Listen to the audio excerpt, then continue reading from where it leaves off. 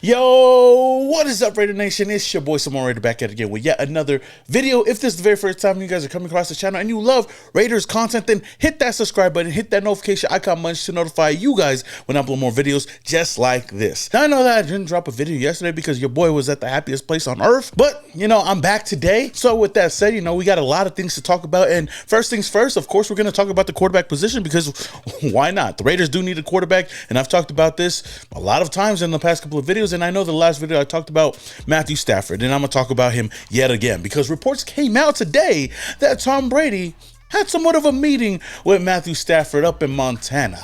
What the hell could they be doing in Montana? According to Jordan Schultz, he broke the news today saying that Raiders minority owner Tom Brady recently hosted Rams quarterback Matthew Stafford at his Montana home to discuss a potential move to Las Vegas.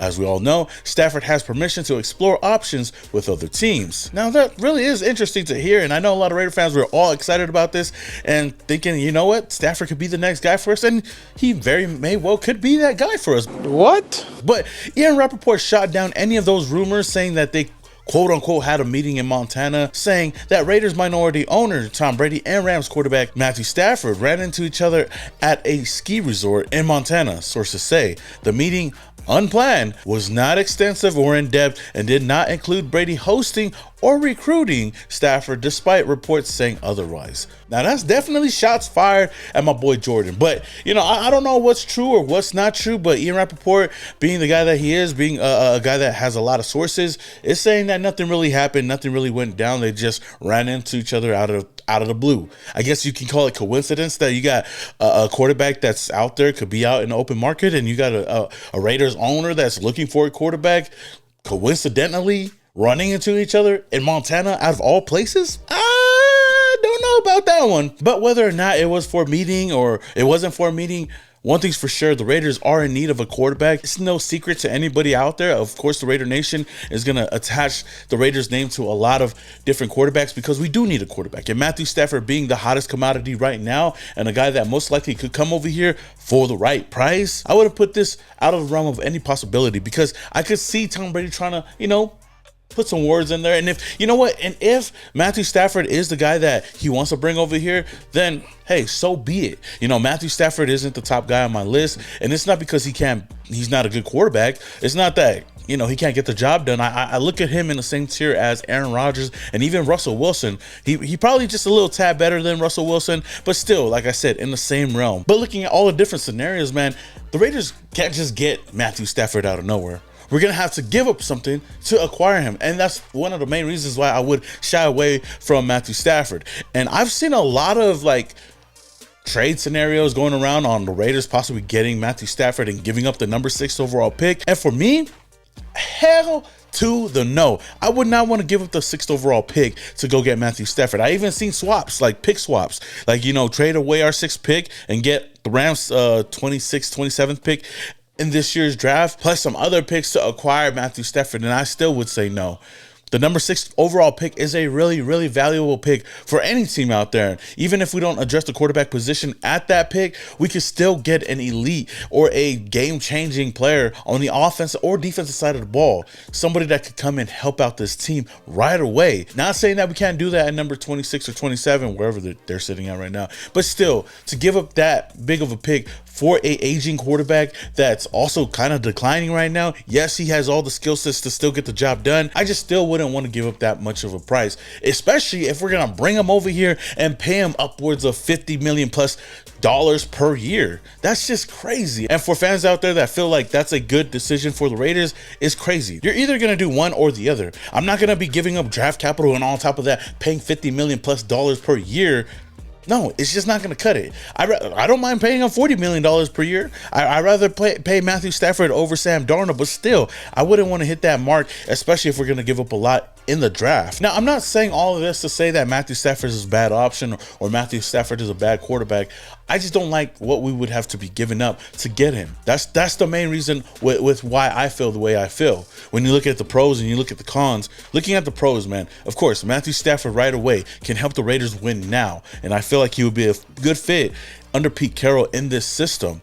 And also, he doesn't provide drama that, a guy like Aaron Rodgers would bring over here, possibly. But like I said before, I feel like Pete Carroll could put Aaron Rodgers in his place. But that's yet to be seen. And I guess the last pro is that, Matthew Stafford is a better option in free agency. There's not really a lot of quarterback options out there. I know we're going to have somewhat of a Justin Fields, Russell Wilson, Aaron Rodgers, but if you're looking to win now and turn things around, then, Matthew Stafford could be at the top of that list. Now, when you look at the other side of things, looking at the cons, like I said before, my number one con for Matthew Stafford is going to be the price that you're going to have to pay him, and also the price to pay to acquire him and giving up a lot of draft capital. Those two are really, really big cons for me, and I feel like for the Raiders as well. On top of that, he's 37 years old, and he will be a short-term answer for the Raiders. I know like Aaron Rodgers would be, but Aaron Rodgers wouldn't cost this much. Then again, you can still go out there and draft a quarterback in the draft to be the successor under Matthew Stafford. So with all that said though, if Brady, if Pete Carroll, if John Spytek believes that Matthew Stafford is the guy for the future, then I can't complain about it. I got a lot of trust in this new regime to make all the right decisions moving forward. And if Matthew Stafford is one of them, I'm just going to get behind it like I did with Jimmy Garoppolo and even Gardner Minshew last season and just hope for the best next season. But if there's anybody that's done it before and can do it again, it's Pete Carroll. I'm down for whatever they got planned for us. I just wanted to give you guys my 2 cents on this. And not only that, man, it's one thing to say that the Raiders could possibly get Matthew Stafford, and it's another thing to go out and convince him to come over here to Las Vegas. And why would he want to come over here? So that's going to be up to Tom Brady and even Pete Carroll to figure that whole thing out. Now, the next thing that I want to talk about, according to NFL rumors, I know we talked about this before as well, but they tweeted out just yesterday or earlier today, I forgot when, that the Las Vegas Raiders want to try to trade up to number 1 for Cam Ward. Now, you guys know how I feel about Cam Ward. He wasn't my first quarterback in this year's draft. I still am a big fan of Shedeur Sanders, but Cam Ward is still, I believe, a really good option for the Raiders if we're able to get him. Now, trading up to the number 1 overall pick is going to cost a lot on a quarterback that we don't know if he's going to do good in the NFL or not. Would I love Cam Ward on this team? Hell yeah. But would I trade up to the number 1 overall pick to get him? Possibly not. Like I said before, whoever Tom Brady and Pete Carroll, John Spytek, and this team believes could be the quarterback moving forward in 2025, I'm going to support it 100%. And even if it's trading up, then okay. But if it was up to me, I wouldn't trade up to get Cam Ward. I'd rather just sit back and relax and go get someone like Will Howard in a second or maybe even third round, or just get Jackson Dart. Now, Chris Carter brought up something really good on the Kay Adams show that had me kind of intrigued, and I'm gonna play the clip here in a little bit. But he does believe that Cam Ward and Shedeur Sanders shouldn't really be complaining or shouldn't be worrying about being selected number 1 overall. They should be wanting to get drafted by the Raiders. To me, I think the Vegas Raiders is a better opportunity. So for me, I wouldn't care to be first. I wouldn't care. I'd rather go to Pete Carroll and go to the Raiders and Tom Brady if I'm Cam or I'm Shedeur, just because of their background. Tom Brady's one of my owners, and Pete Carroll gets it done. Pete Carroll's always been one of my favorite coaches. I do believe that he's underrated. The system that he runs, the players that he recruits, how he develops those players from college into the pros. Man, I love Pete Carroll as a coach, and I do believe in this 3-year window that he signed that contract, that he will get them back in the winning ways there in Vegas. And my Oos is spitting nothing but facts. I think we right now are in a good position for any quarterback that we bring onto this team, whether in free agency or any NFL draft. If you want to come and flourish, especially for a guy in the draft, coming over here to play under Chip Kelly, to play under Pete Carroll, heck, even John Spytek, and have a guy like Tom Brady up there, calling the shots, man. What better situation but the Las Vegas Raiders? And I feel like the Raiders, if we play our cards right, man, can turn this whole organization around in this draft alone. So whether or not we get Shedeur Sanders or Cam Ward or anybody else in this draft, I'm just excited about the future of this team at that position. But it's going to be a really important offseason and figuring out who that guy will be. Now, another thing I want to talk about real quick is the Raiders planning to extend Maxx Crosby per Vic Tafur. Now, John Spytek had his whole press conference yesterday at the NFL Combine, talked about a lot of things, and he was asked about Maxx Crosby. Now, he did not commit to saying that he would sign Maxx Crosby this offseason, give him that extension, but he did say that they do plan to keep Maxx Crosby around for a very long time. I just would say I have an immense amount of respect for Maxx. Number one, the way he plays the game, the passion he plays with, this is what Pete and I have talked about.